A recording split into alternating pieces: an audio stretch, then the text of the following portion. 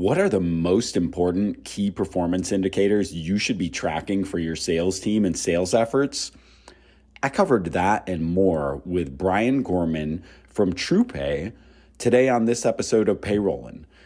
Bryan has been in the industry for almost 23 years, y'all. He brings a ton of value, expertise, and perspective.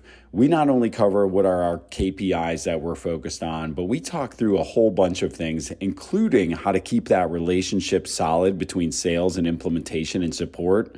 This is a can't miss episode. Hang in there till the very end. We really start finding our stride about midway through this episode, and you're going to love some of the nuggets that Bryan drops on you throughout. Whether you're in sales or operations, this is a great look behind the curtain at how to run a payroll business, and I really think you're going to enjoy it. Thank you so much for your time, and as always, if you're enjoying this, share it with someone you care about. Here we go.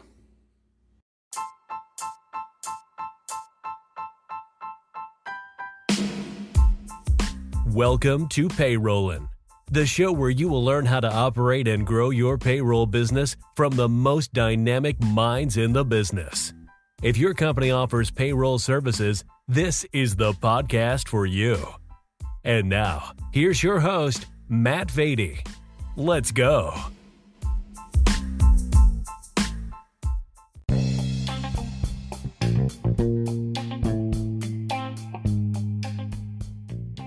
Are you tired of dealing with payroll?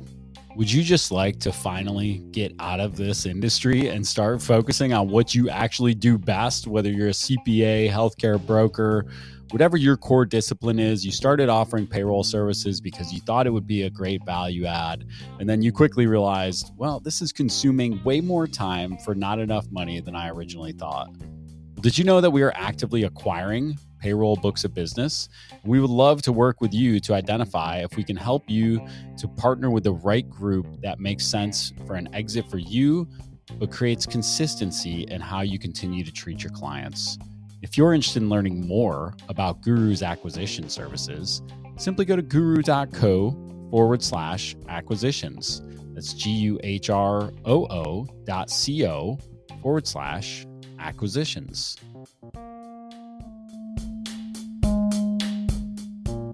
You have been in the payroll industry, Bryan. Oh my gosh, I would claim almost 23 years. So it'll be 23 years in August.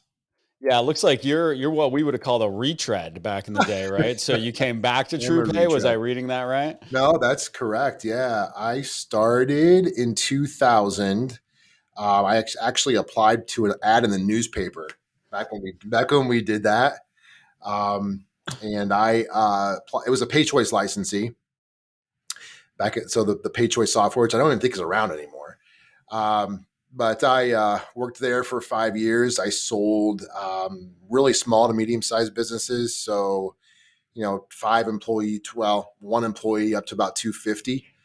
We had a small division, probably 400 or 500 clients. And then they sold us back to Payroll Associates. This is around 2005, 2006. And then we started up Pay Choice, which I don't know if you remember. Pay Choice had a couple licenses on the East Coast. Then Sage purchased us, but in the meantime, I knew an owner of TruPay, and he was kind of my mentor back at the licensee, and said, "Hey, come over here." Spent 8 years at TruPay. We were a Millennium shop, so we sold the Millennium payroll software. Really, again, small and medium-sized businesses. We had a few large organizations as well, and then I left there, and I wanted a taste of management, I guess. So I left and went to a management role that wasn't available at TruPay at the time. So left and went to a company called Interlogic Outsourcing. And I went there and I worked in multiple roles. Had multiple, we had a lot of dioceses that we did payroll for, which is a weird, interesting niche that we were part of. I worked on partnerships, worked on selling, managing our Atlanta office and our Philadelphia office. So I was traveling quite a bit with that role. Really loved that role. The company ended up going through some issues, and PrimePay purchased us back in 2019. So spent a year and a half at PrimePay, and then COVID hit, And I actually got out of the industry for a little bit, went to a company called Carew and worked, which was more of an employee engagement software, wasn't HCM related. And then got a call from Mark to come back to TruPay. And that's how I ended up back here. So, yeah. So a couple of things there.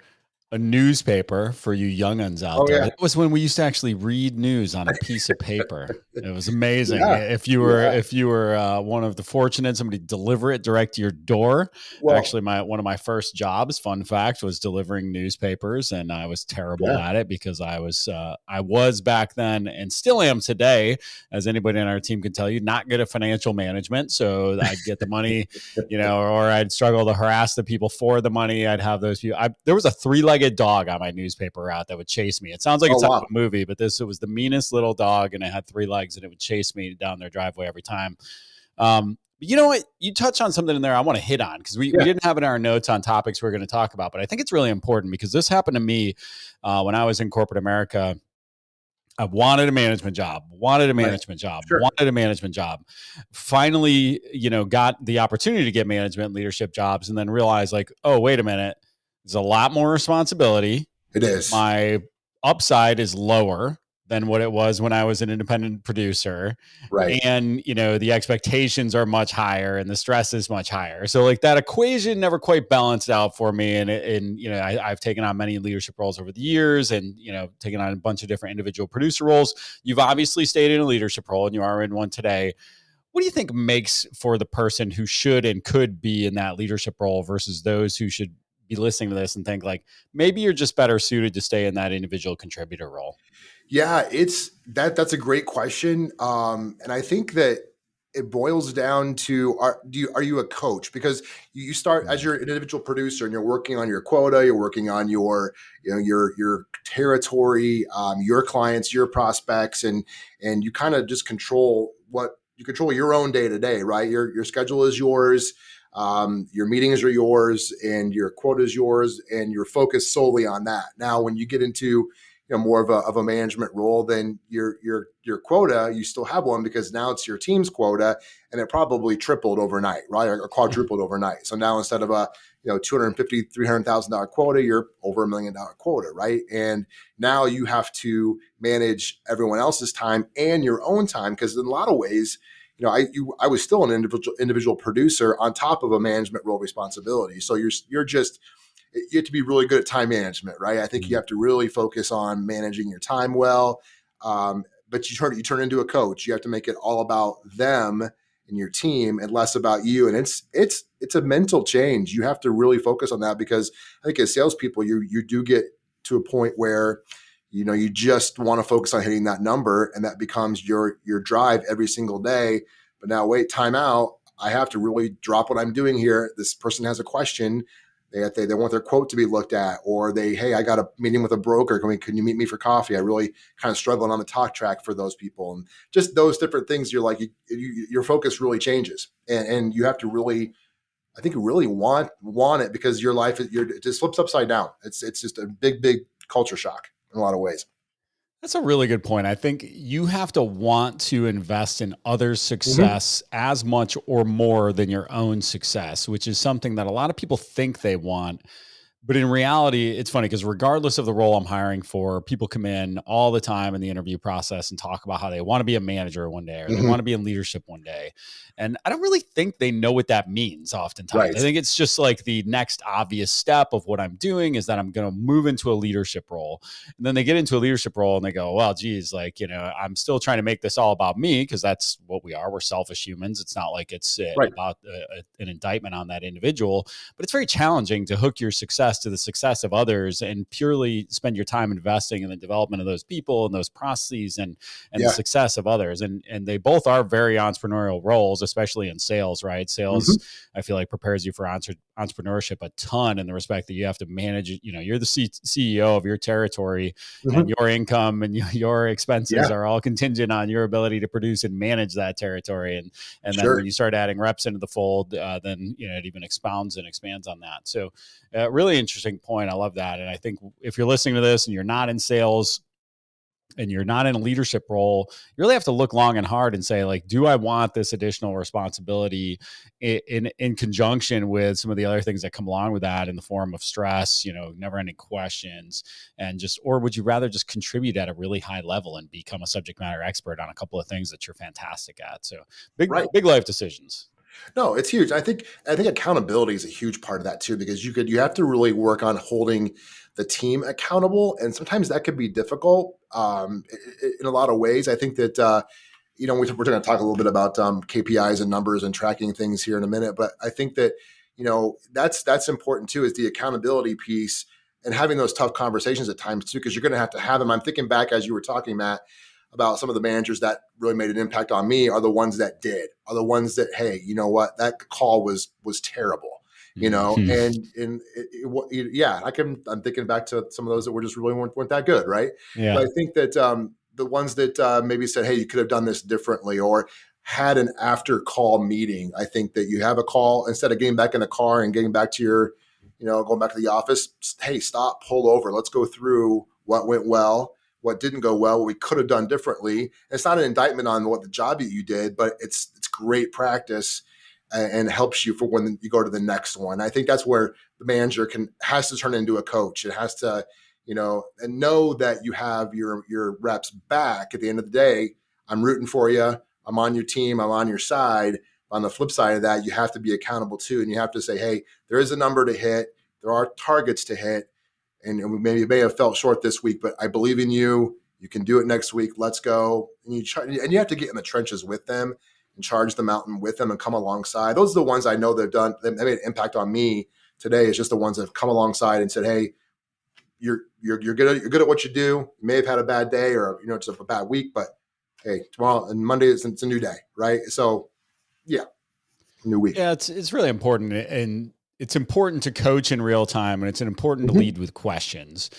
Two of the biggest mistakes that we see is letting things accumulate, pile up, and then we're going to have this big conversation about it, right? So like, the shavings make a pile is what one of my old leaders used to say, and it's like sometimes as a leader, by the point those shavings start to make a pile, you get frustrated and maybe explode on someone versus just addressing those small things in real time, course corrections, and keeping somebody on track. I think I've told the story on here once before about one of my favorite managers I've ever had telling me after I guess we were in a pitch meeting. I was pitching them payroll, construction company, and it was not going well. It was somebody I was dragging through the process, really had no business pitching them. They weren't even that interested, but we were, this was in the early days when I was just going to drag everybody through a process to keep Salesforce.com up to date.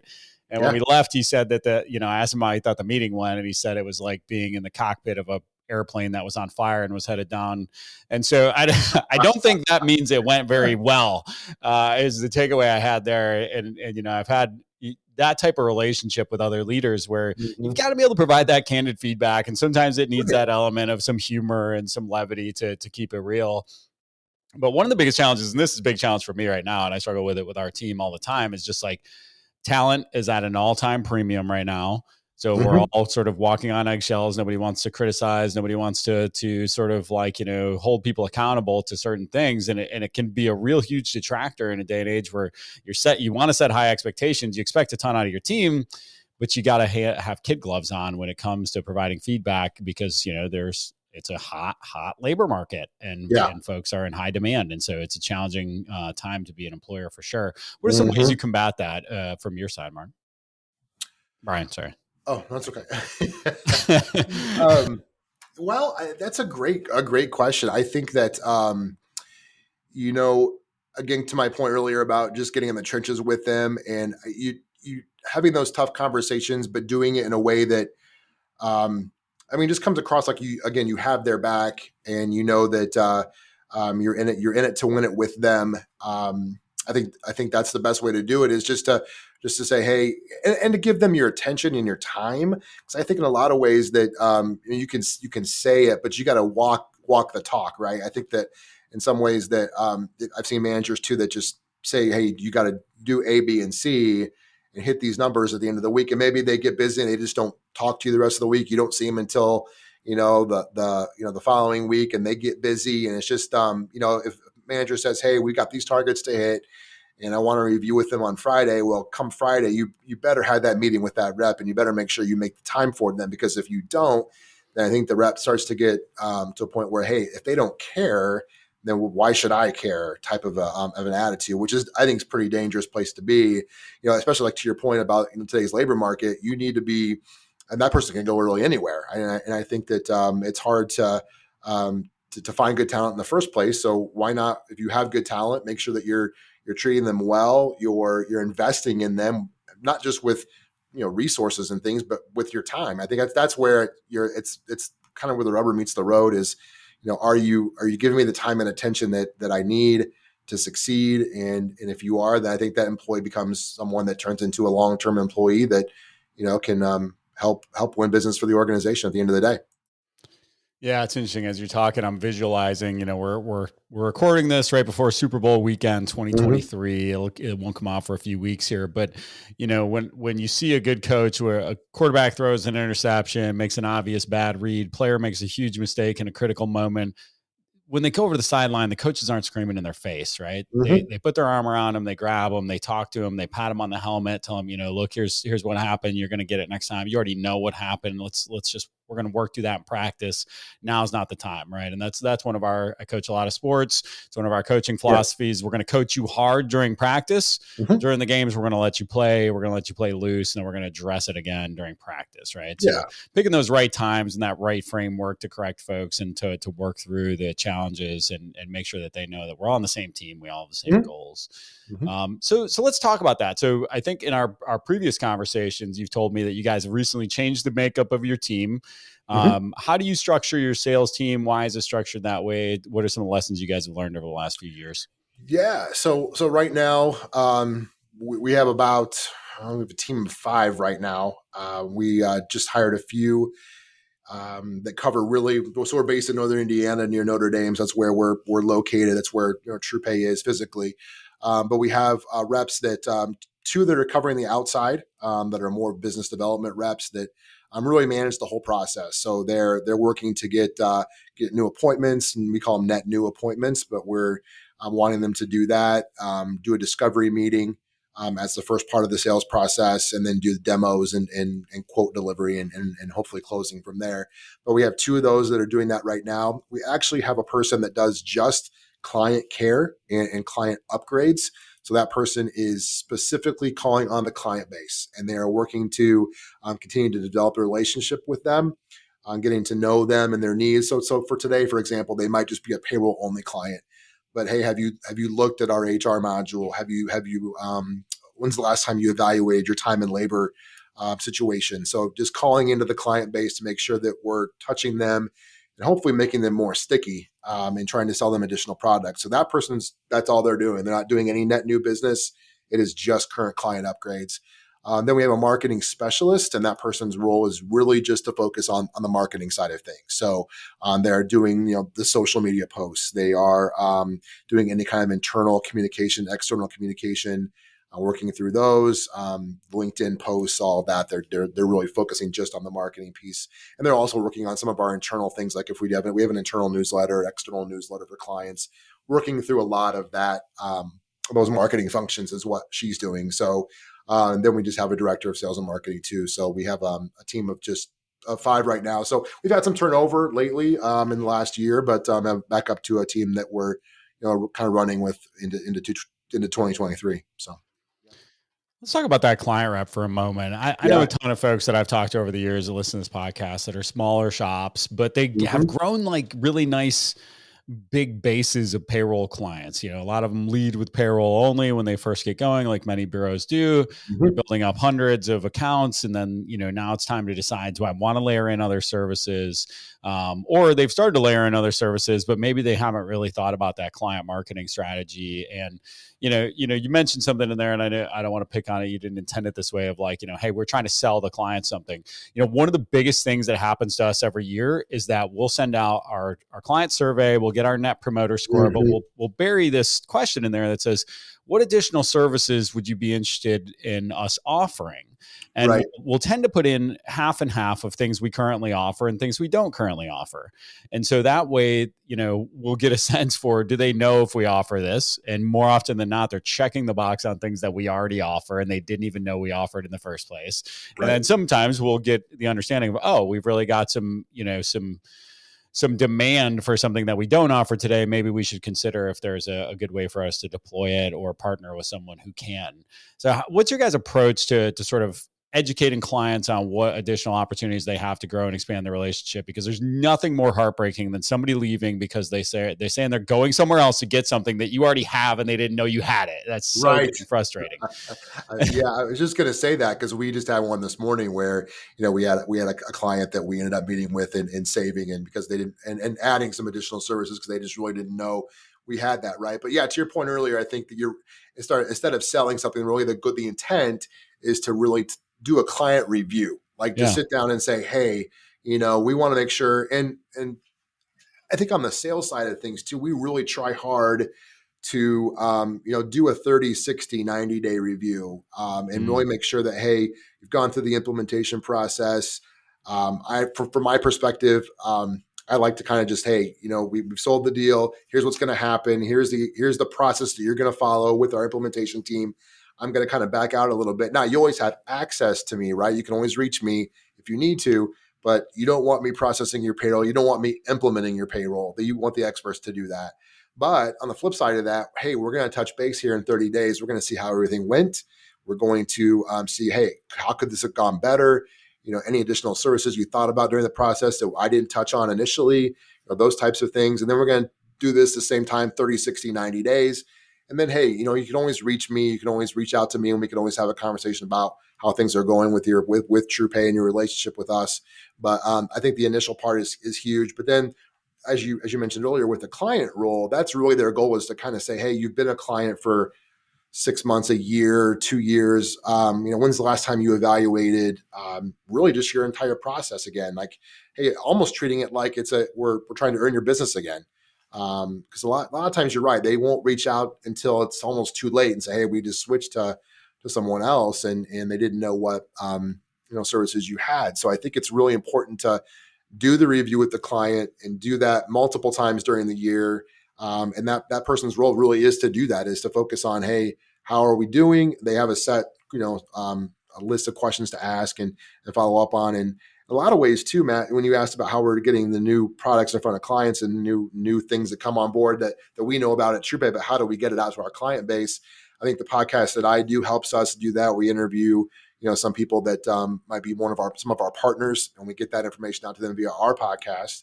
And then we also do, webinars as well, where we talk about a new product or a new service, and then send that out to our clients as well to join our monthly webinar and discuss new opportunities and ways that we can help improve upon your HR and payroll processes as well. So, yeah.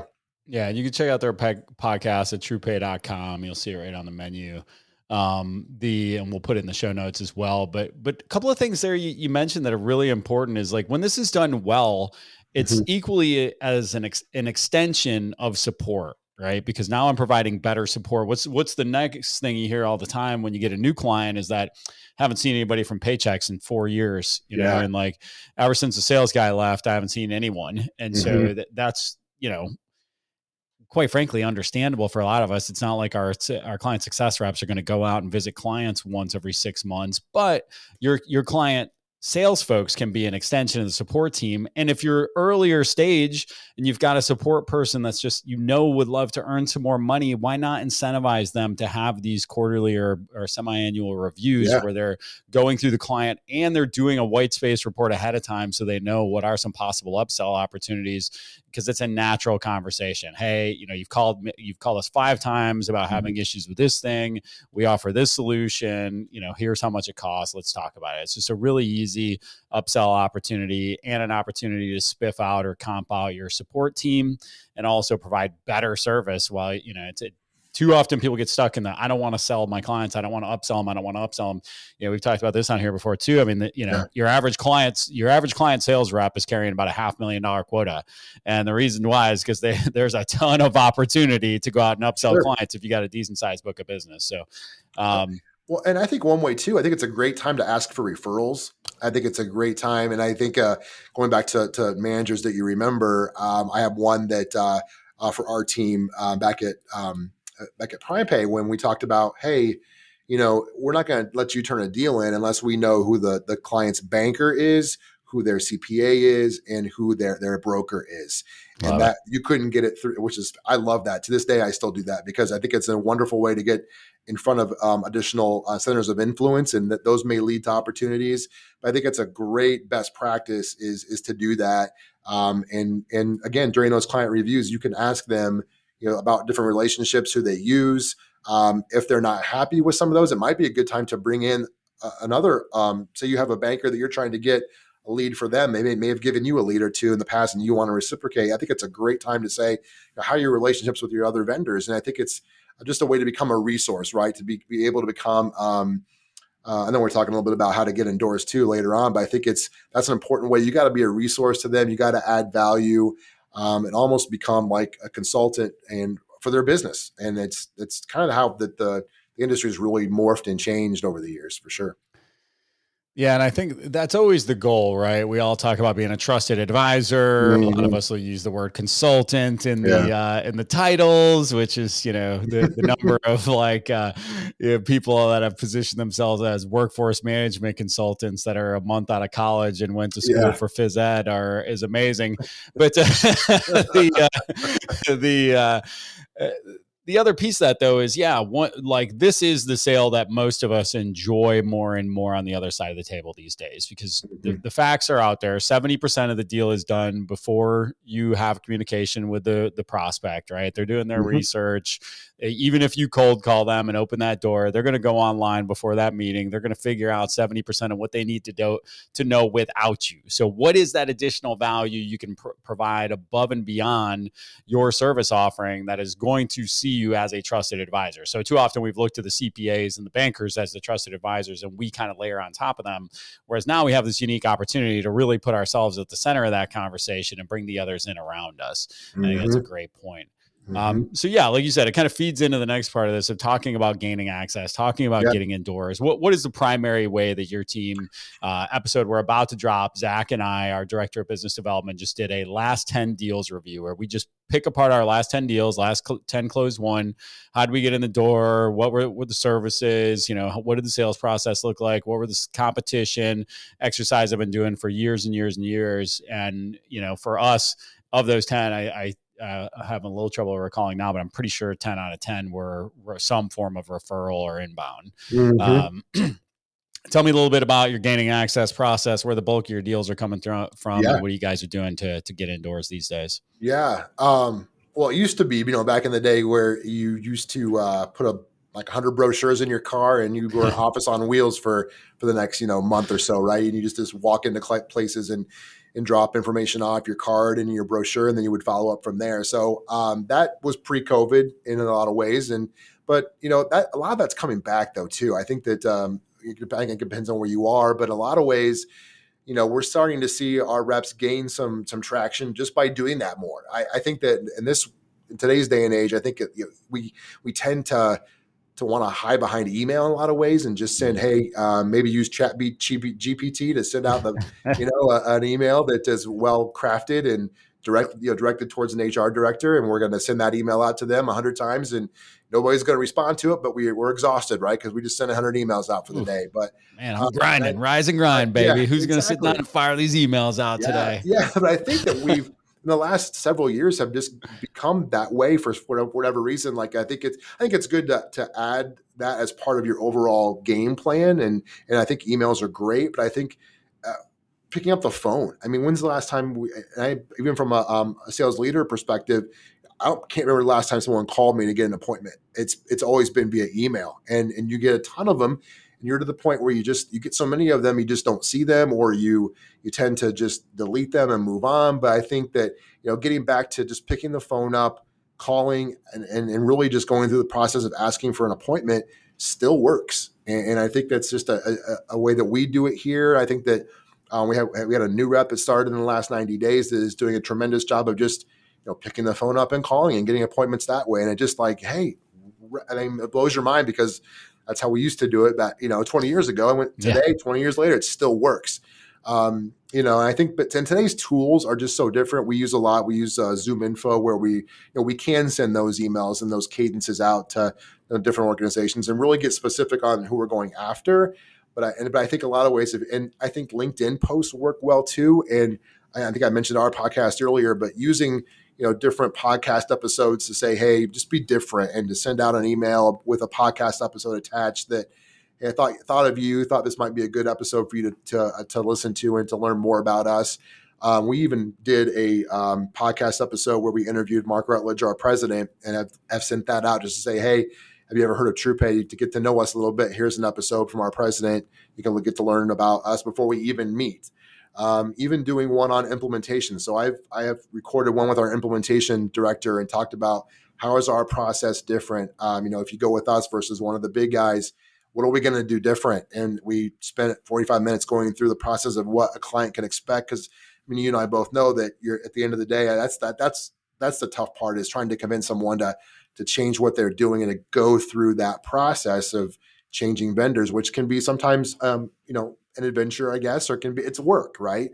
And I think that that episode's really been great. I think just trying to leverage all of those different things and just coming up with different cadences and seeing what works, and maybe doing A/B testing, like, hey, this is working well. I'm going to send a bunch of emails out, or make a bunch of phone calls. Those are working. I'm going to try emails. I'm not getting anything out of emails, so I'll just focus my attention on just picking up the phone. So it's a lot of trial and error, but if I were, a new rep or a new manager managing my team, I'd say, hey, you can get back to the phones and kind of dropping in person because that's working really well right now.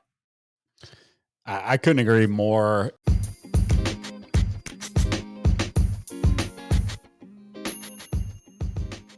Let me ask you a question. Are you the go-to person in your market for payroll and HR? Are you the first face and name somebody thinks of when they think about who am I going to refer this person that needs help with their payroll and HR support? If not, you might want to look into our executive LinkedIn management service through Underdog Digital. Underdog Digital is a sponsor of this show, and they've seen results such as, I'm looking at one profile right here where over the course of 6 months, they increased views by over 200%, more than 600,000 views on these posts in less than 6 months. Another one, plus 1,000% increase in 8 new conversations in the first 30 days. This is a tremendous service to help you to become the go-to person for payroll and HR outsourcing in your market. They create content for you, engage with other people in your space, send connection requests, and do outreach to generate conversations that do nothing more than create valuable relationships with your target audience. If you're interested in learning more about Underdog Digital's executive LinkedIn management service, go to underdogdigital.co. That's underdogdigital.co.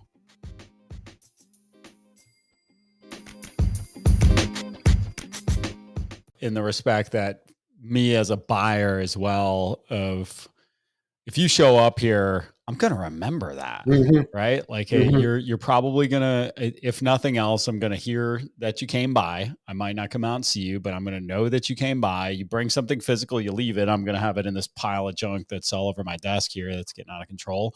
But then you following that up with an email and a phone call. And, I pulled up while you're talking a local 10 touch campaign that we recently did. It's been one of the most successful outbound campaigns we did in a while. It was tied to an acquisition, touch one, mailer, value first in the mailer, right? The mailer was a resource we sent out, not a, hey, I'm going to call you and try to sell you something. It was, hey, here are some free HR resources. Right. Followed up with an email with a video, followed up with a LinkedIn connection request, followed up with a call, followed up with another email, followed up with another call, followed up with an email, followed up with a call. It says 10 on the thing, but that's only 8 touches. But either way, Mhm. wait a minute. It says local 10 touch campaign is the title, and there's only 8 touches in here, man. This is you robbed me of my last 2 touches. But I think too often people get hung up on one of those channels and say, I'm all in on email, I'm all in on LinkedIn, I'm all in on phone, whatever it is. Right. The reality is you got to do a blend. You and do. it's that, third, fourth, fifth touch where you might finally break down the door for some of these folks. They may come in on that second, third touch. You just don't know. But too often I just see people firing, to your point, I'm just going to fire off a bunch of emails and that's it. And I'm not going to put in the work to really make it a one-to-one thing. So Right. yeah, in this particular campaign, I think we put less than 100 accounts in this campaign and shook out at least 5 deals, which is unheard of for as far as a hit rate, but it was super targeted in that we knew who their provider was. We knew they were acquired. And so we were able to kind of go right after it. Yeah, that's great. All right. So let's pivot over to, so we talked about the sales team, kind of philosophy of going out and gaining access, fishing from a bunch of different ponds. So what's the next kind of natural thing there, or sort of previous natural thing, is like key performance indicators. What are you guys measuring? What have you learned from that? Why do you measure those particular things? Let's talk a little bit about that. Yeah, we measure quite a bit. And maybe I think in some ways we may measure a little bit too much, but I think a good indicator of some of, and really some of the score, we call them scorecards, but the scorecard measurables that we use are, number of new clients sold, like how many clients are you selling every week? What's that total amount? We have a goal of a number that we want to hit each week, and we measure to that number. And then we also talk about, add new dollars added to the pipeline. Pipeline's everything, right? So if you don't have a pipeline, you're going to be in trouble eventually. And I think that we have a number that we want to hit. We want to add that each week to the pipeline and make sure that we're doing that consistently. And then we're tracking really total new revenue sold. We want to see exactly how much revenue we're bringing in each week. And then we want to go after a specific target market. We really are focusing really 50 and above is what we're really trying to focus on with TruPay. So we're really saying, hey, how many meetings are we having that are focused in that target market? So we really don't want to go below that 50 employee mark if we can help it. We want to go above that. So we want to make sure we're tracking how many meetings in our target market. And then how many proposals are we generating in that target market as well. And then we're also going after net new appointments. So discovery meetings, how many of those are we having each week? We're targeting those. And then how many demos are we doing of the software as well? How many are we having through the week? So those are the categories that we're doing. We're also tracking, though, how many current clients that we're meeting with each week as well. And we've gone as far as tracking, how many CPAs are you meeting with, how many bankers, and how many insurance brokers are we meeting with each week too. So I said earlier, it's a lot to track, which I think it is. We're automating most of this, but I think it's a good way to kind of get a good snapshot of what's going on in the organization from a sales perspective. And when we're going into management meetings and with meetings with the ownership, you're able to really dial in and say, here's where we are, here's what the pipeline looks like. Because that's again, pipeline for me is everything. You want to know what's in the pipeline, what's coming. So that way implementation knows exactly what to prepare for, what resources they need to have for these accounts that are coming on. So I think that it's very important. But again, if you aren't measuring to those KPIs, if you aren't keeping track of them consistently and not having discussions with your team about them, then it becomes, why, from a rep's perspective, why am I even bothering? If they aren't going to worry about these numbers, why should I worry about these numbers? Mm-hmm. So you have to really, really get focused on tracking them, but also explaining to your team why it's important that we're tracking these, because that will help them, update Salesforce or update HubSpot or whatever CRM you use to track this information. That's critical, and you have to make sure that that's done consistently. How are you guys handling and we have a very similar, I pulled up our dashboard here while you're talking, weekly new pipe added, monthly new pipe added, weekly opportunities closing. One of the things we're focused big on this year is increasing the average deal size. So we're a little bit different in that we're 50 and under predominantly. Yeah. And so we lead with a PEO, which is obviously a higher average deal size. And, we do for the sales reps, I would love for them to be on that sort of higher, more in that 15 to 35 employee range than that, 0 to 15 employee range, because that makes your life a lot easier. And that's a really sweet spot for PEO and ASO deals, that kind of 15 to 35 employee range. So we want to keep folks in there. Looking at total closed won, monthly new opportunities, weekly new opportunities, weekly quota tracker. And yeah, to your point, I mean, we were able to build this out on the homepage of Zoho in a few weeks, and it's easy to see. It's great visualization. Wonderful job, Zach. Give you a shout out. I know you'll be listening to this at some point, and the dashboards look tremendous. But you mentioned something in there that jumped out at me, and it's something that we often kind of go back and forth on, of how many of your appointments should be focused on COIs or partners, right? So when you talk about that, hey, if you're going to go have X number of appointments this week, what percentage of those do you want to be partner focused or COI focused? I've always really a lower percentage. I think that for me, and I go back 23 years, right, from when I first started in the industry. I think that the goal, the number we always tried to search for or shoot for was 6 appointments, 6 net new meetings a week with different organizations, and then you filled in your time with your centers of influence meetings. And it always used to be kind of like 2. Used to be 2 clients, 2 CPAs, two brokers, 2 bankers. So that's kind of what we really tried to fill in. And they're ingrained in my head with these numbers and trying to hit those numbers each week. So yeah, I think it's a lower percentage. And I think, again, to your point, I think you guys are looking at under 50, and a lot of your CPA leads are going to be that under 50, right? So I think that we're trying to go more. Maybe we can spend more time in the broker community, learning, trying to get more time with them to get to some larger organizations. But I think it's a lower percentage with the centers of influence. It's kind of trended that way. I think it's important, though. I think it's something you should continue to do, because you just never know from a networking perspective who knows who and who can get you into a door. But I think that it's becoming. I've seen you're trying to focus more on you're getting involved with more larger organizations and spending less time with centers of influence, but not to neglect them. I hope that comes across well, because you don't want to neglect them. You want to stay in front of them, and from a name recognition perspective, from a marketing perspective. But I think that you need to be able to make sure that you're not spending all your time just having coffee all the time with centers of influence. You want to make sure you're moving your accounts through the pipeline consistently.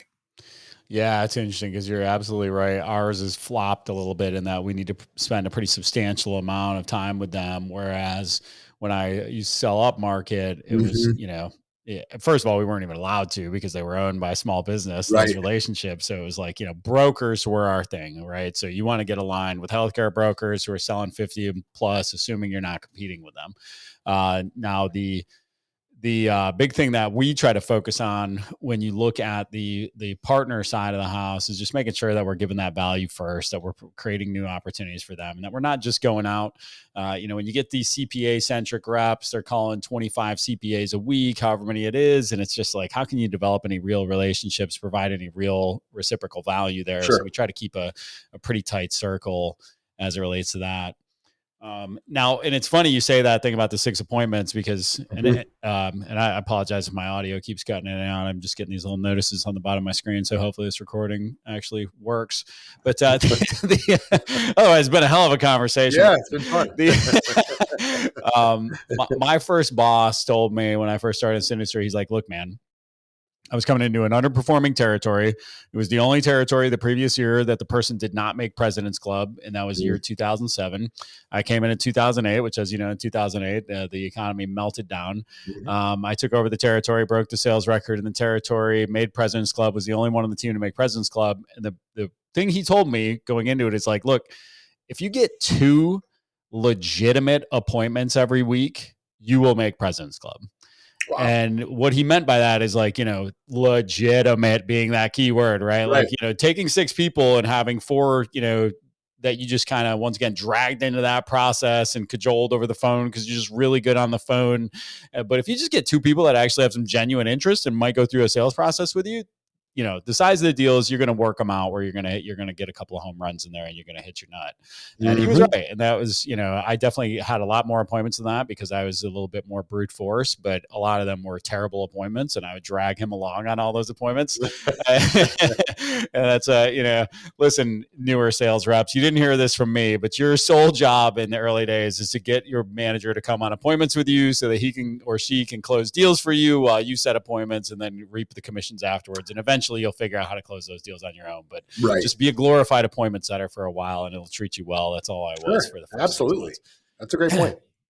All right. Anyhow, so bouncing around a little bit there, definitely good stuff on those KPIs. I think it's interesting too, as well, of just how easy it is to track this stuff. Even if you don't have a sales team and you're just like, what am I going to track? Looking at that pipeline is so huge of just a simple, hey, if you're not going to track every appointment you have, track every real opportunity. And just that way, when it closes and you look back at year end, it's always been very sort of, relieving to me, even when we haven't had sales reps in territory, to be able to pull up data out of the CRM and say, oh, here's how much we booked last year. Because bookings versus real revenue are kind of hard to translate, right? So if I book a $50,000 deal in July, it's a great booking that's going to mean a lot in the long term, but it doesn't mean a lot to me in July because I don't recognize all that revenue inside the year and it's harder to report against, right? So you don't really know what your bookings versus revenue, which is an important thing to understand. So definitely make sure that you put something in place, even if you don't have salespeople. You need a CRM. I'm pretty sure I just did this same proclamation in another episode that'll be released about the same time. But all right, so. Yeah. Well, you're right, because I think the technology is so different than when we got back into the started the industry too, right? I think that there are so many different tools out there, and they aren't easy to set. I mean, they aren't hard to set up, I should say. I mean, I think it's you spend the time to get the dashboards working, and then you can just do your day job. You can get the appointments, you can run them through the process, you can continue to build your pipeline. Whereas those dashboards are collecting all the data. And they're helping you manage those opportunities, but it's helping you manage your business too. And I think that technology has really helped us to do that, whereas before it was more of a challenge. Yeah, if I'm going to give like one broad, there's a million CRMs and a million different reasons to choose each one, but like just pick the one that integrates with your email provider. Like if you just, all things being equal, if it's got a Gmail integration and you use G Suite and like it's going to work seamlessly and report things in and out and allow you to update things directly from natively inside of Google, that should rise to the top of your list. Because most of the other functionality starts to get very similar after a while.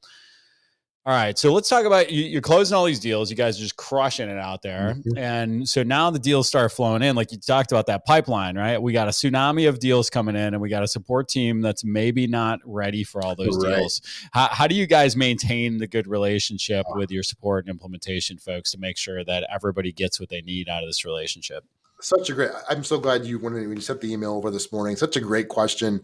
And it's so important, that relationship with implementation and sales, it's vital and it's so important to communicate well. I think that's something we do extremely well here, is just that sales and implementation are constantly kind of singing from the same hymnal, right? They're on the same page. We meet regularly. We talk about the accounts that are coming. One of our processes is to have what's called a pre-welcome call. So even after we get done here, Matt, I have a pre-welcome call for a new client coming on board where myself, implementation, the person that's running a point on the process, we all get together. Depending on what module they have, we have an HR implementer on, or we'll have our training person on to talk about the ins and outs of the I guess what they do, what's different, what's unique about this client. So we'll meet with them and we'll kind of go through the process of what they can expect. And then we'll have the welcome call with the client where sales is involved with that implementation team and the client. And we do a handoff to them so they know exactly what the process is going to be. They meet the people. It's a 15, 20 minute get to know you. And then they work on the cadence of the implementation from there. So that's how that process works. And it works extremely well. But then we're able to talk to our implementation team can also look into the data that we're tracking, the KPIs that we're tracking, so they can see what's coming in March, what's coming in April, what can we expect, and once the deal goes into close one in our CRM, they're able to see that, and they can track those accounts that are coming on board, so they know how to staff for those implementations. So yeah, it's such an important part of the business, because you need to be able to communicate well, because the last thing you want is for someone to sell it, turn it in, and we used to call it like the dump and run, where you have all these documentations, implementation's not in. Oh, great. I'm going to leave it on their desk and I'm back out there. and I'm guilty as charged. I've done that a couple times. Kick it over the fence, as we say. Just kick it over the fence and we're back on the road. Exactly. But I think, that's critical to the success of the client. And I'm a big client experience guy. I like personally when I go, I'm have to have a good client experience, but I want clients that we work with and the prospects that we work with to have a great client experience with us, so that they, someone told me years ago this, when I had signed a deal, that, hey, this better not be an event. Payroll should never be an event. It's always stuck with me that, I want to do everything I can to make sure it's a big decision to change anyway. Let's see what we can do to make it as seamless as possible for the client. Make sure implementation knows what's happening. They're looped in on every detail. And that client, that first payroll is seamless. And we had a client earlier this year say, I wished I would have found you guys earlier. And that made my year for him to say that, just to say, we wish we would have found you earlier because of the experience that we had. So I think that's just that's a great question. I think that that is such a critical part of sales, getting it right with the prospect and with the client, but also with, you're your teammates, right? You're all on the same team. You play for the same team. And I think it's important that implementation, you guys, because you need to make sure that the client gets it right, they get it right, and that it goes well from the beginning. Yeah, I use that team piece, right? It's not like going back to the football analogy of like, the offense and the defense can't be completely at odds with one another, right? We both got different jobs to do, but ultimately the team success is built on us performing at a high level on both sides of the ball. Yeah. Quick question for you. Which CRM do you guys use? We are HubSpot. We use HubSpot. HubSpot. Yep. Okay. Yeah. HubSpot's one of the three I'm running right now. No further questions. The kickoff call thing you mentioned, I was thinking about this as you said it, and I was like, you guys call it a welcome call. We call it a kickoff call. And I'm curious about your responsibility as sales team and what they're responsible for in the implementation process. I'll ask that when we're done, but thinking about the kickoff or welcome call. And it's a pretty common thing in our industry. You probably won't stand out by having a kickoff or a welcome call, but you will 100% stand out by not having one. Yes.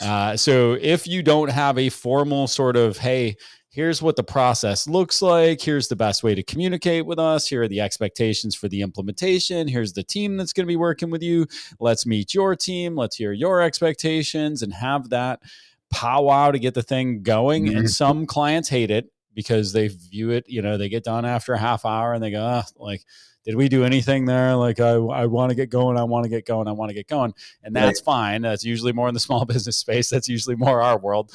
But the reality is, often those things that you get complaints about later on down the road are the things that you address in the kickoff call, right? The where we hear that mall map that gives somebody that understanding of like, where am I in the process? What's this going to look like?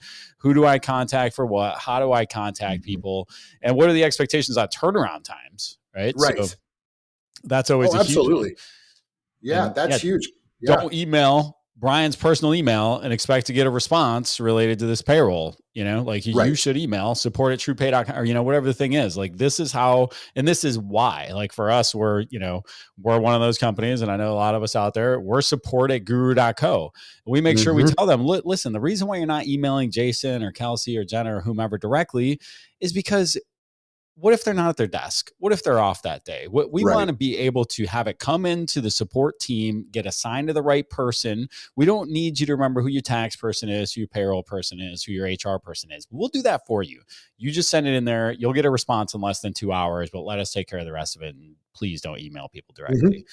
So big expectation we set there. But yeah, what is your guys' responsibility of the sales team as it relates to onboarding new clients? Yeah, it's really initially gathering some of the initial documentation that you would need to switch over, like the Fed ID documentation, those types of things that you would need to convert over. And then we have we call it a gathering doc, where it's a 4 or 5 page document that talks about the organization, who's who in the organization is responsible for processing the payroll, who's our main point of contact, just some initial questions to kind of just start the process. And then we turn those in, and then that we're pretty much done from there. Although we are on the pre-welcome and the welcome call, and I think you're right. I think that you won't stand out by having it, but I think you also will stand out though if it goes well. If the welcome call goes off without a hitch, and the expectations are set correctly with the client before they even get on the welcome call, then I think you can really set yourself apart too. I think just by having those and doing them well. But from a sales perspective, that's really all that we do. And then we have our follow-ups on the back end once those payrolls have started to process. Then we get re-engaged with making sure that we're following up and staying in communication with them. Yeah, and you're right. I mean, I minimize it a little bit just because it is not, unique, but in reality, back to that, hey, I haven't seen my paychecks wrap in 4 years. And so you're creating comfort and trust. And let's face it, we also have this obstacle as local regional providers where somebody's planting that seed on, are you really comfortable with this company? Like, didn't you hear about that other company that took everybody's money and ran with it and moved to the Caymans? Like, so creating some comfort and trust in the early going is important for a ton of reasons, but a well done kickoff and welcome call is definitely one of the easier ways to do that. And you nailed it. I mean, it's just part of the client experience. We want to roll out that red carpet, make them feel good, and warm and fuzzy.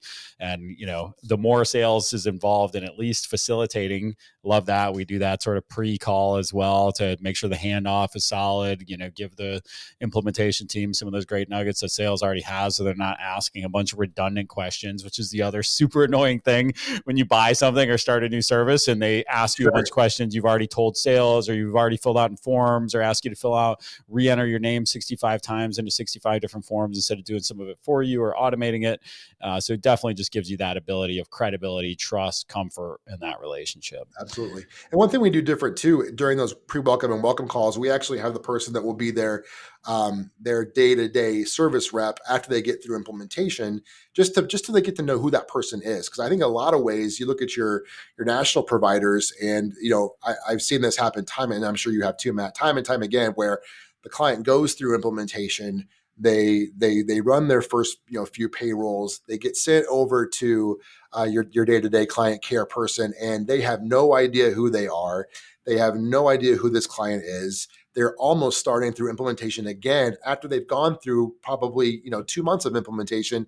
And to me, that has to be the most frustrating thing about our industry, is when you get a larger provider in there and that's the way they operate, then it just leads to frustration. It's great for us because we can come in there and hopefully win a new client. But I think that we try and mitigate that by having that person at least, hey, you're not going to see me for a while, but once you get through implementation, I'll be your day-to-day client care person. You can always reach me. Now back to your implementation. We'll see you later. But I think it's great to have that initial contact, so that way they know that person's involved with the client from the beginning. There is no fumble in the exchange, right, when it goes from implementation to service. And that's where I think, again, another piece where you can really outshine the competition is in that little minute detail right there of, making sure that you're not going through implementation twice, really. I love that. We're very topical for us right now. We're at that growth stage right now where we just literally made the decision this week where we're going to have dedicated implementation people. We've always had the philosophy that it's very nice and kumbaya for them to have the same person setting them up that's going to be serving them later. It's a great experience for them. The support person gets to know them better. But, the reality is that it's just getting to be too chaotic and that people can't properly serve clients and implement a bunch of clients all at the same time. And so we've fallen in line with everybody else, and we're in the process of hiring some implementation only folks. I think I took a note here. I'm like, that's another episode in and of itself, the implementation versus support mindset. But, Bryan, what are some ways people can find you if they're interested in connecting with you and learning more about you and the organization? Yeah, our website's TruPay.com. I do have a couple podcasts. The podcast we do for TruPay is called Inspired Insights, and you can see the link on our website as well. I'm on LinkedIn. We'll connect on LinkedIn, primarily there. And then I have another podcast called Essential HR that I do as well. So would love to connect and appreciate you having me on the show, Matt. Awesome, man. We'll link to all that stuff in the show notes. Appreciate it a ton. Great to see you as always. Absolutely. Thanks. If you enjoyed that episode, please share it with someone else you know who might enjoy it and learn from this. And also, please rate us 5 stars on your favorite podcast player. We really appreciate you taking the time to listen. And also, don't hesitate to reach out with other topics you'd like to hear more about. Thanks so much.